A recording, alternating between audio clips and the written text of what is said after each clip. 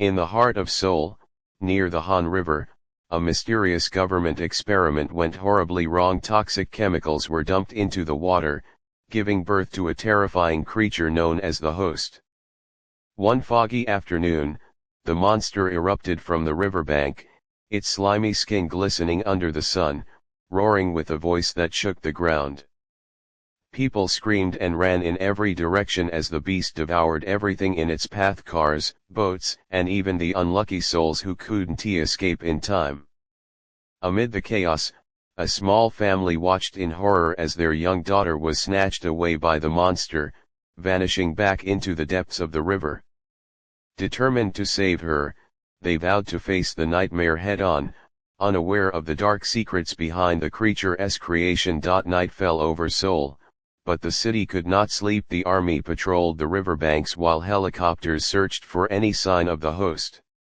Deep underground, in the damp tunnels beneath the city, the monster lurked, its eyes glowing faintly as it guarded its prey.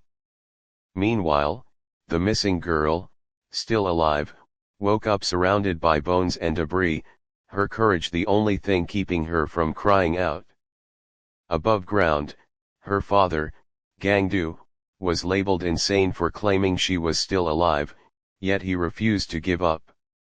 With his family by his side, he began his desperate search through quarantine zones and military checkpoints, hunted by both the authorities and the monster that ruled the shadows. As dawn broke, Gangdu and his family slipped past barricades and descended into the abandoned sewer systems, following faint clues of their daughter's whereabouts. The air was thick with the stench of decay, and every echo made their hearts race. Suddenly, the ground trembled. The Host was near. The creature surged from the darkness, its massive tail smashing through concrete, forcing the family to scatter.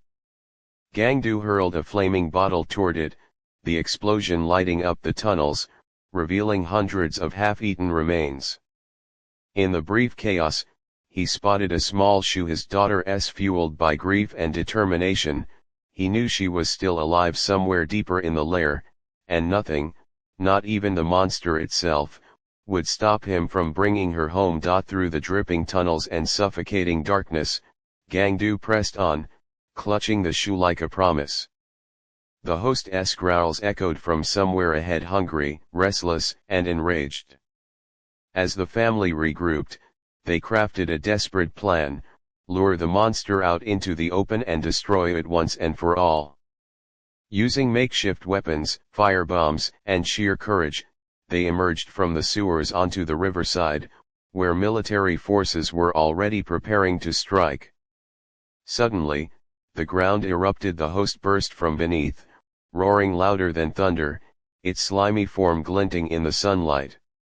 The soldiers opened fire, but the creature moved too fast, leaping between tanks and trucks, spreading terror once again. Amid the chaos, Gangdu spotted his daughter trapped in a concrete pit near the river, alive but fading fast. He sprinted toward her as the monster turned its gaze upon him. With fire raging around him and bullets tearing through the air, Gangdu faced the Host one last time. The monster lunged, its jaws wide open, but he swung a flaming iron pole straight into its throat, unleashing a scream that echoed across the river. The creature staggered, thrashing in agony as fire spread across its body until, with one final roar, it collapsed into the water, sinking beneath the waves that had once birthed it. Gangdu rushed to his daughter's side, pulling her from the pit. Tears filled his eyes as he cradled her fragile body. She had saved another child even as her own strength faded. The army arrived too late, the battle was already over. As dawn broke once more over Seoul, Gangdu sat by the river with the rescued boy in his arms, staring into the calm water where no ripples remained, only silence, and the memory of the monster that had changed everything.